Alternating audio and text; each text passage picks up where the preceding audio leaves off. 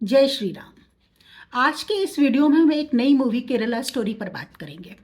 हिंदू धर्म से संबंध रखने वाले एक बड़े समूह ने केरला स्टोरी देखी, उसे सराहा और सभी ने एक विशेष समुदाय के प्रति रोष भी प्रकट किया। पर क्या कभी हमने सोचा कि केरला स्टोरी का या ऐसी बहुत सी स्टोरीज, कभी श्रद्धा कभी साक्षी, इन सभी स्टोरीज का असली दोषी कौन है? इसके असली दोषी हम हिंदू गार्जियंस हैं, जो आधुनिकता में खो गए हैं या भौतिकवादी होकर अपने आप को और अपने बच्चों को वास्तविक सनातन धर्म से दूर कर चुके हैं।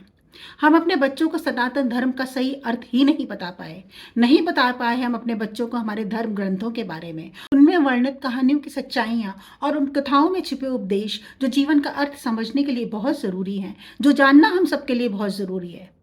काश कि हम अपने बच्चों को अपने धर्म के विषय में बताते, तो आज कोई भी कभी भी हमारे धर्म पर उंगली उठाकर हमारे भगवान को कमज़ोर कहने की ज़रूरत नहीं करता। आज हम में से कितने लोगों को अपने धर्म के बारे में जानकारी है? पूछिए किसी से, कितने वेद हैं, कितने पुराण हैं, कितने उपनिषद हैं? शायद हमारी जनसंख्या का एक बड़ा वर्ग इससे संबंधित जानकारी देने में असमर्थ होगा।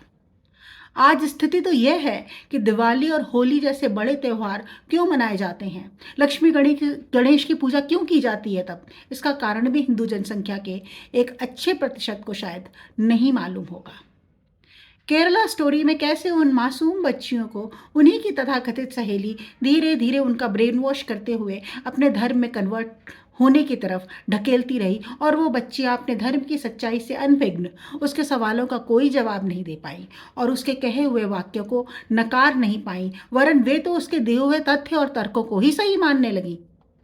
क्यों नहीं हमने बताया कि वो शिव जो सती के शरीर को लेकर क्रोधन कर रहे थे और पूरे ब्रह्मांड में घूम रहे थे, वो इसलिए नहीं क्योंकि वे कमज़ोर थे। उनकी ताकत तो इतनी थी कि उन्होंने अपने छोटे से अंश से प्रकट करके वीरभद्र को भेजा था। वो वीरभद्र जिसने वहाँ अति पराक्रमी राजाओं देवताओं के होते हुए भी सब तहस नहस कर दिया और दक्ष प्रजापति को मौत के घाट सुला दिया। जब शिव का एक अंश इतना विध्वंस कर सकता है, तो फिर यदि शिव वहां पहुंच जाते तो फिर तो प्रलय ही आ जाता। इसलिए शिव स्वयं दक्ष से लड़ने नहीं गए थे। अपने प्रिय के शरीर को लेकर क्रुद्धन सिर्फ ये दिखाना चाहते थे कि वो संहारक होकर संहार कर सकते हैं, वो सबसे ऊपर है, परंतु वे एक आम इंसान भी हैं, वो हमसे अलग नहीं हैं। अपनी पत्नी के लिए रोकर वे हमें समझाने का प्रयास करते हैं कि कोई कितना भी ऊंचा अट जाए पर निश्चल प्रेम से ऊपर नहीं उठ सकता। यह प्रेम उसे हमेशा बांधे रहता है और यह सर्वोपरि है।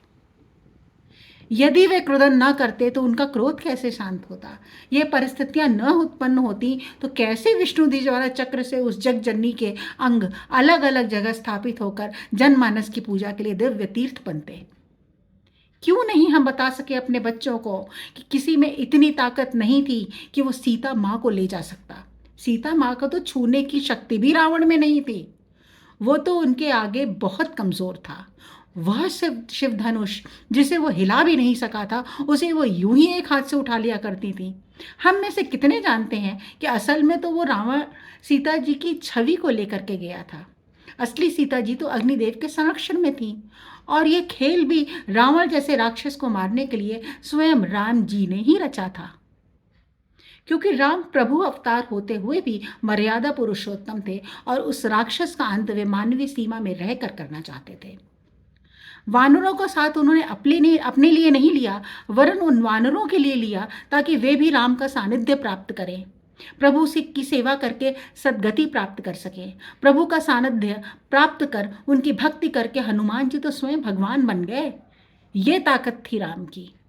पूर्व जन्म पर हमारा धर्म विश्वास करता है और ये भी कहता है कि हमारे पाप कर्म और पुण्य कर्म दोनों ही जन्म जन्म तक हमारे साथ रहते हैं।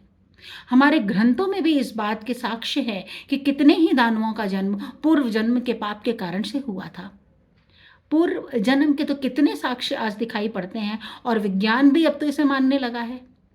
यदि हमने अपनी संस्कृति को समझा होता, उससे जुड़े हुए सवालों के जवाब खोजने का प्रयास किया होता, तो आज हम या हमारी कोई भी पीढ़ी धर्म के संबंध में पूछे जाने वाले किसी के भी उलूल-जुलूल सवालों का जवाब देने में सक्षम होती और ये भी समझाने में सक्षम होती कि सनातन धर्म में कही हुई हर बात और हर किया हुआ हर वर्णन, हर घटना का अर्थ है, जो हमारे रोज़मर्रा के जीवन में भी एक बड़ा अर्थ रखती है।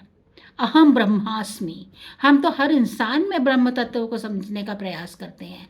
हमारे धर्म ग्रंथ और हमारा धर्म हमें यह सिखाता है कि हम सब में ही ईश्वर बनने के गुण हैं, क्योंकि हम सभी उसी परम ब्रह्म का अंश हैं। बस हमें अपनी चेतना को जागृत करने की आवश्यकता है।